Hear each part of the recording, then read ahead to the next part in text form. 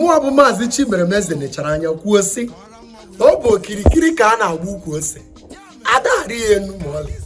Onye rapụ asụsụ ya na-asụ asụsụ ndị mba ọzọ imechakwa enu mechaa na ị ka ga-anatakwa n'ala amụ nna gị maka ọ bụrụ na ị nata ka mmadụzi asụsụ ị ga na-asụ ma ị ga na-asụrụ anyị yo men ọkwa mere nji bịa n'oge Uncle Eze na episode nke 11 ya episode 11 ka m mepekwa anya gị na our everyday communication mkparịta ụka anyị na-enwe kwa ụbọchị ka gị na ụmụ gị wee mụta ka esi asụ Igbo ma na-asụ Igbo nke ọma. Anyị abịakwa taa na English and Igbo translation of everyday communication or English or Igbo usage. Gee ntị nke ọma.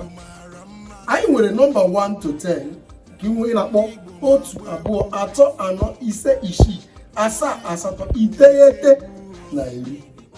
Gee ntị. Nke izizi number 1 we have why. Why?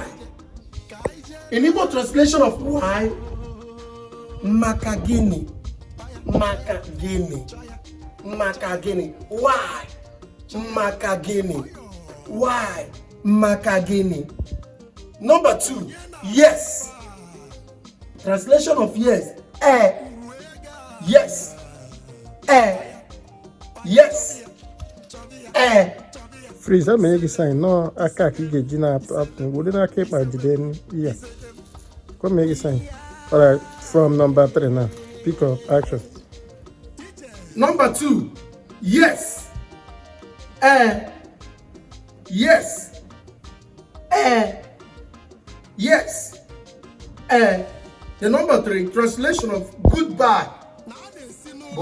Ka-odi. Goodbye. Ka-odi. Goodbye. Ka-odi.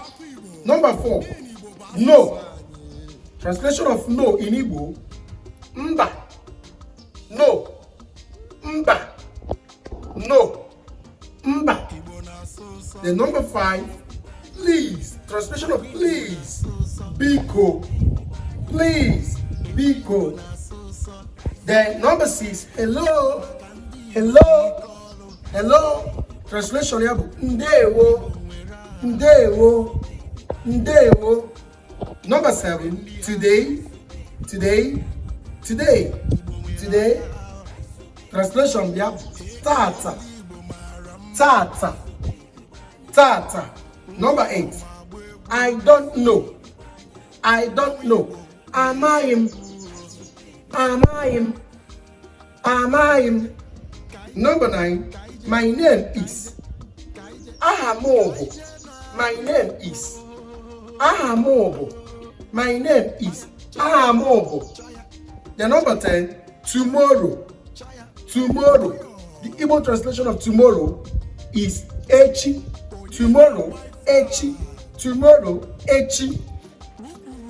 Dịka onye Igbo Igbo, dịka nwa onye Igbo Igbo nọ na mba ofesi, as an Igbo that resides overseas in diaspora, be it in US, be it California, Canada, UK, London, any part of the world, as a child of Igbo man or Igbo woman. Please, pick up action. As a child of Igbo man or Igbo woman, I want to advise you. Whenever your mom, your dad says something that you want to ask a question that like, mommy, why? Why? Mommy, why? Use Igbo. Say, mommy, makagini. Mommy, makagini. Mommy, makagini. Then your dad asks you something like, why did you do this? Or who were you the one that removed the remote from the table? You want to say yes. Tell your dad with your mother tongue. Daddy. More. Means yes.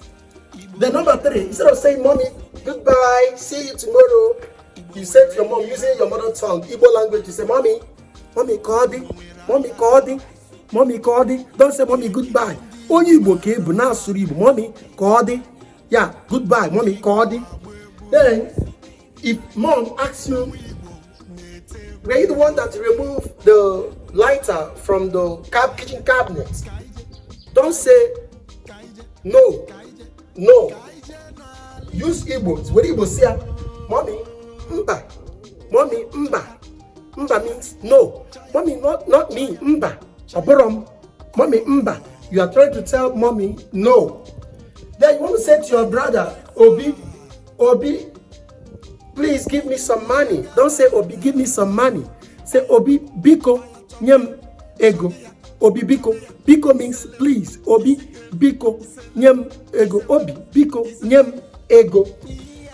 Then you want to say hello to someone in Nigeria, Igbo land, your brother, your sister. You can say, Ndewo, Amaka kedoko no de. Yeah, how are you? Amaka, Ndewo. Then you want to say today, I am coming back to Nigeria today.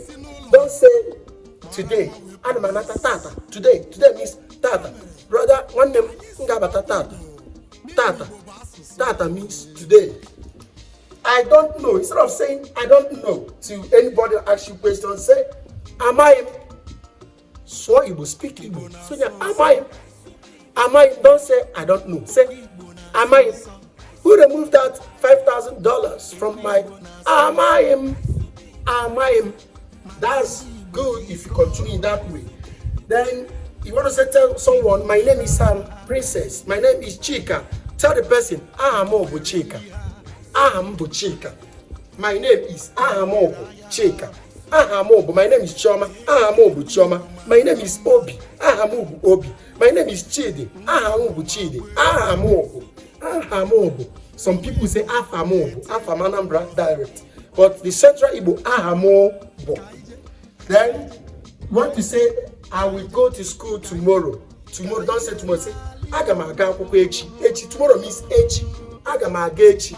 Agamagechi.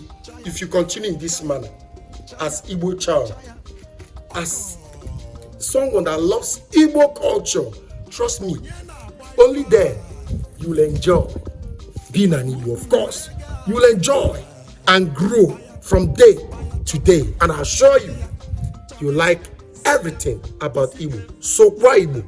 Makiba Maka.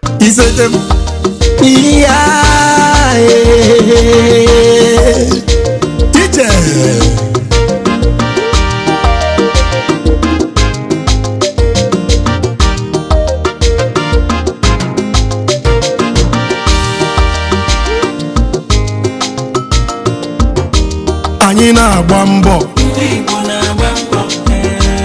Anyị na-agba mbọ.